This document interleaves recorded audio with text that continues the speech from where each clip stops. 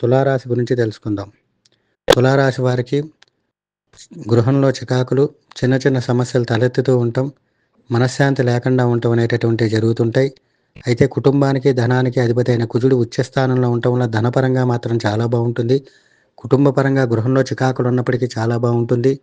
అదేవిధంగా వివాహం కోసం ఎదురు చూసేటటువంటి వారు శుభవార్తలు వింటారు. అదేవిధంగా భర్తకు కూడా బాగా కలిసి వచ్చేటటువంటి అవకాశాలు ఎక్కువ ఉంటాయి. భార్యకు కూడా బాగా కలిసి వచ్చేటటువంటి అవకాశాలు ఎక్కువగా ఉండటం అనేటటువంటివి జరుగుతుంది. ఈ రాశి వారికి గతంలో ఉన్నటువంటి అనారోగ్య సమస్యలకు చక్కటి పరిష్కారం లభించబోతుంది. ఈ వారం అంతా కూడా అనుకూలమైనటువంటి వారంగా చెప్పవచ్చును. స్థిరాస్తులు కొనుగోలు చేసేటటువంటి వారికి శుభవార్తలు వినటం అనేటటువంటివి జరుగుతాయి. ఇప్పటివరకు నత్తనడక నడిచినటువంటి పనులన్నీ కూడా స్పీడ్ అవ్వటం అనేటటువంటివి జరుగుతాయి. అదేవిధంగా షేర్ మార్కెట్ల పరంగా మంచి లబ్ధి చేకూరేటటువంటి అవకాశాలు ఎక్కువగా ఉన్నాయి. అదేవిధంగా ప్రయాణాలు చేసేటప్పుడు మాత్రం తగు జాగ్రత్త తీసుకోవాల్సి ఉంటుంది.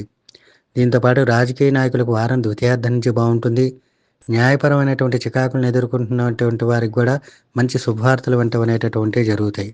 నూతన వ్యక్తుల యొక్క పరిచయాల వలన మంచి లాభసాటిగా ఉండటం, ఆర్థికంగా మంచి అభివృద్ధిలోకి పయనించేటటువంటి అవకాశాలు ఎక్కువగా గోచరిస్తున్నాయి.